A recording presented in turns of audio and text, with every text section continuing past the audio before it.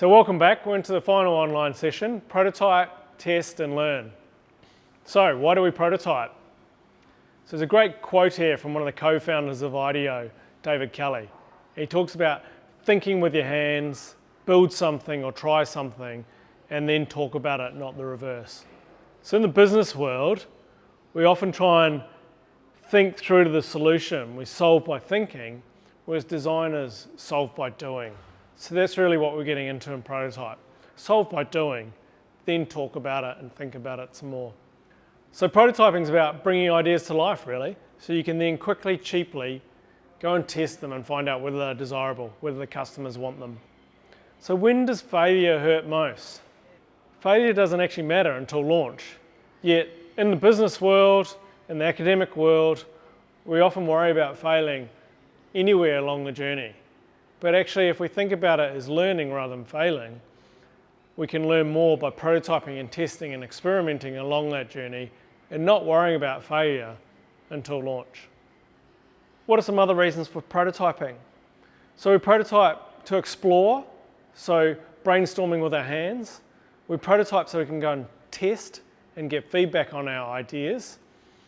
We also prototype and test so we can get more empathy from our customers. So when you're testing your prototypes, not only are you testing them, you're getting new learnings from them. And also we can use our prototypes to inspire others. So if a picture's worth 1,000 words, a prototype's worth how many? So what is a prototype? So in design thinking at this stage, a prototype is about bringing an idea to life to make them testable. And the quickest, cheapest, and most low fidelity way required to go out and test them. So basically, what's the minimum you need to build to go and test it? So a great example, there are some young guys working in corporate careers in London and the UK. And it was a few years ago, back then they noticed people were really struggling to get their 5 a day of fruit and veg. So like, what if we bottled 100% pure fruit and veg in some bottles as smoothies, and people could quickly, easily, cheaply get their 5 a day. So rather than just give up their high-paying corporate jobs, they went to the next music festival, made up some of their smoothies, set up a stand, and sold these smoothies and sampled them, and they had 2 trash cans, which said yes and no on them, with a question, should we give up our day jobs and launch a smoothie company? At the end of the day, the yes trash can was far fuller than the no can. The rest is history. When we're prototyping for desirability, it's not about can we make it. We're not in feasibility yet. It's about, let's assume it works. Will it matter? Will people actually want it? So what are some examples of low fidelity prototypes? So you can build concept boards, you can build storyboards, you can do role plays, and you can create a physical object. So I'll talk you through each of those.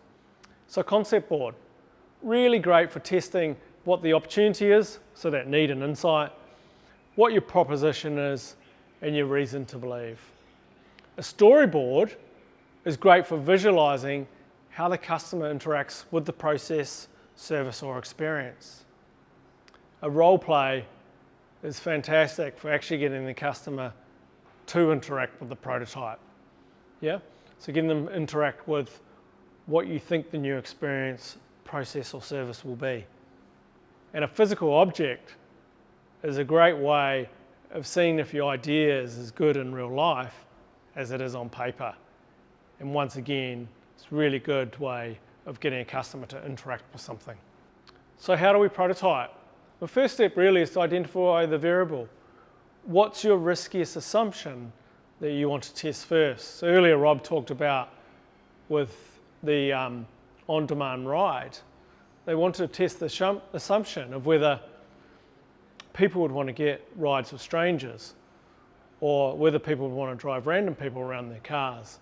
So that's what they needed to prototype first. So what we're saying here is you don't try and prototype the whole service or experience or product, just the part that you're not sure about yet. So for example, in this picture, you can see this young guy doing some jumps or tricks on the trampoline with his bike. So go, what's the variable he's testing here? What's the riskiest assumption?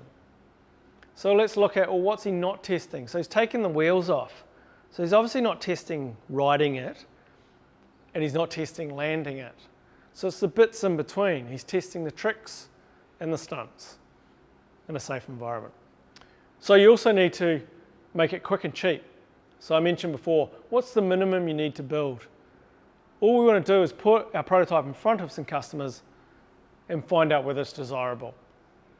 You'll be surprised at how little you need to build to get great reactions back from customers. And it also saves you a whole lot more time than waiting until you've finessed this perfect prototype. So it gets you to market faster. Create experiences. So it's really good where you can, where it's possible, to actually create an experience the customer can interact with. So as good as concept boards are and storyboards are, you can't beat a real experience, even if it's made up with foam board, cardboard boxes, etc.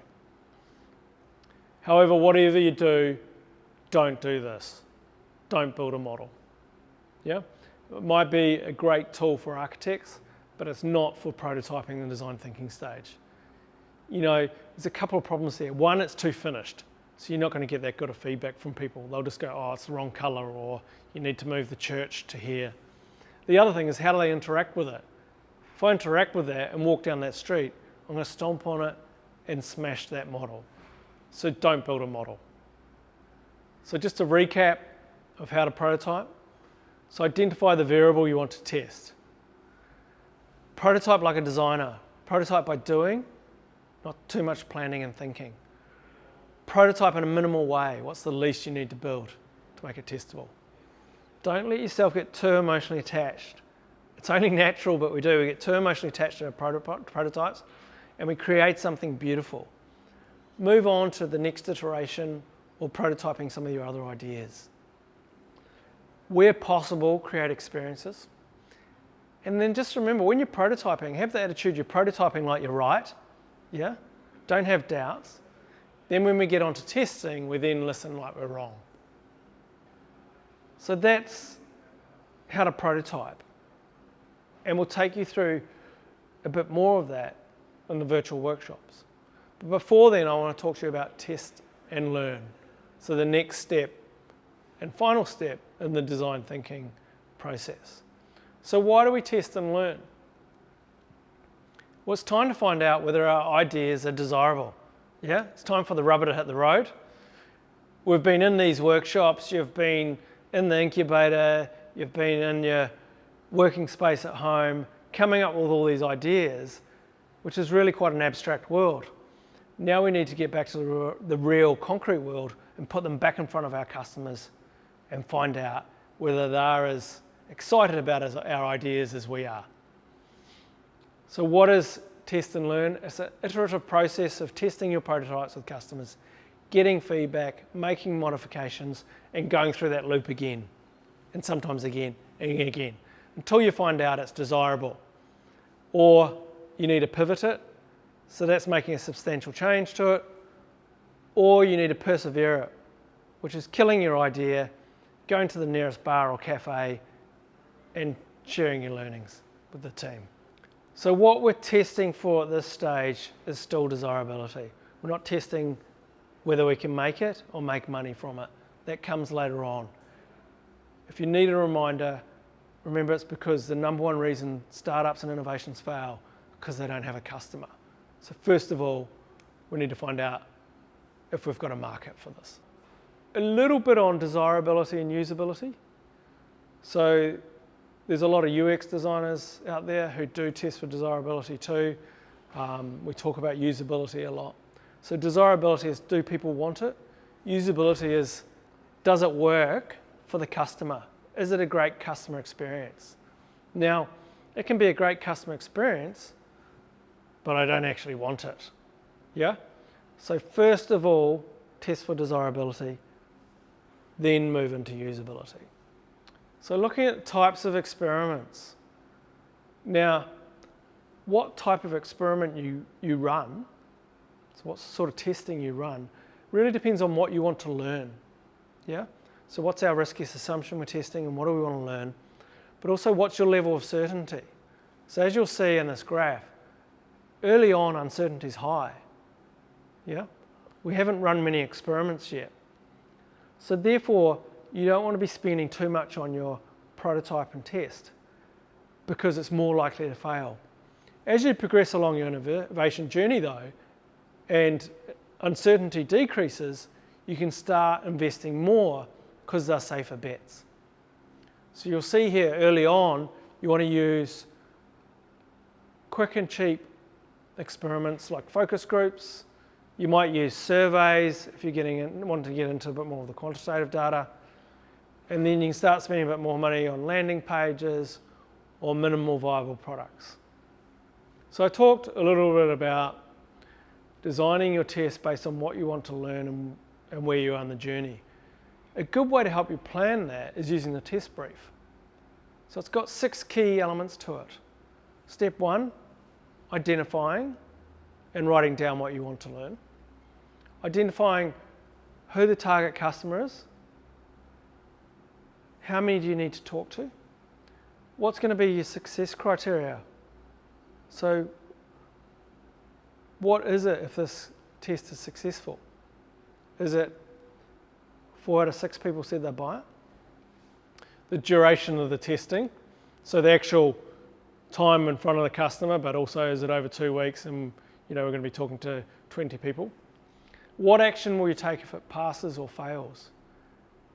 And then define what stimulus you need. So prototype, discussion guides, survey, things like that.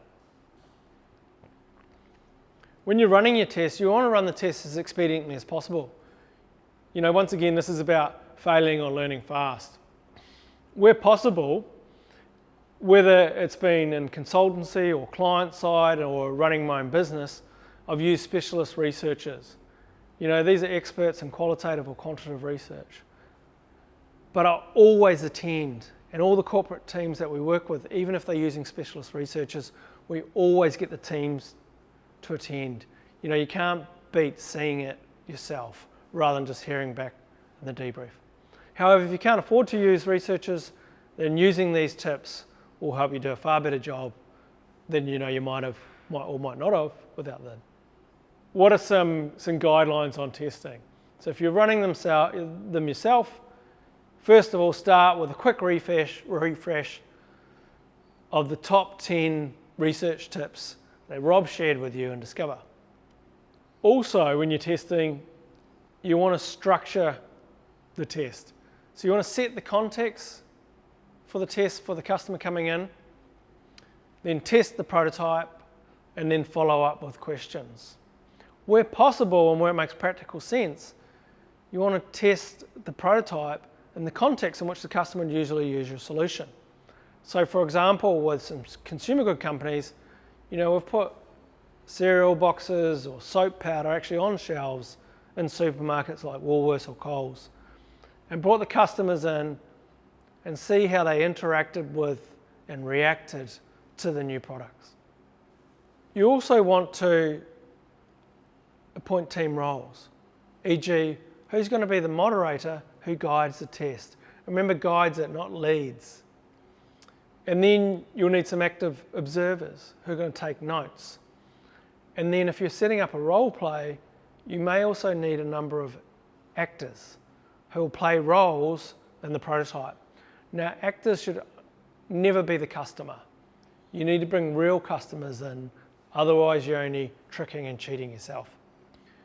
When they're going through the experience, get the customer to interact and experience the prototype rather than watch a presentation or demonstration. Okay? And remember, you're not just validating the prototype, but you're trying to uncover why they like it or dislike it. Now, who's this guy here on the slide? That's right. It's Rob's uncle, the salesman, the car salesman. Remember, we're testing here, not pitching. So if you want to think of a continuum, you've got doing a pitch, where you're trying to sell something, do a presentation, where you're sharing some key thoughts or experience or something, And then you've got a test, yeah, where you want their feedback. So we're aiming for the test, not the presentation where there's some convincing, and definitely not the pitch where you're selling. Remember to listen more than you talk. Actively observe them and don't correct misuse. Rather, learn from their improvisations. You know, I've been in some focus groups, you're sitting behind the one-way mirror and the senior marketing director from the client has gone out of the room into the research room and corrected the customer's misuse of one of their products and showed how it should be used. You know, trying to convince them to use it this way and buy more. It's so not about that. Remember, prototype like you're right, listen like you're wrong. And then have them talk through the experience and you follow up with open questions. So once again, one of the tips from the discover phase. And when they ask you a question, like, oh, can I get this in a 6-pack? Or is it also available online? Don't answer their question. Answer their question with a question. So you can go, well, how would you like to buy it? Or a little bit more leading, but or would you like to buy it online? You know, what pack format would you like it in? Would you like it in a 6-pack? Yeah. So get them to answer, so you're always learning. And one big watch out. Be aware of the subtle difference between I like it and I'll use it. So I've seen research groups where they'll go, oh yeah, this is great, this is cool, I love it. You know, maybe a bit like the Segway. Will you use it, will you buy it? Nah, it's not for me.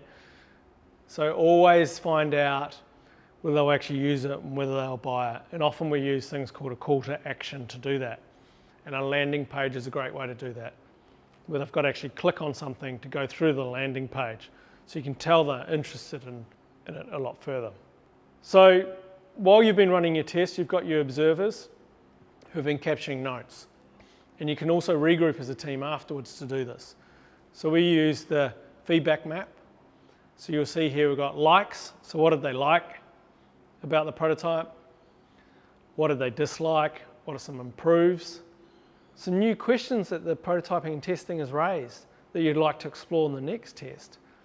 And some new insights and ideas. So remember, we don't stop empathizing with the customer.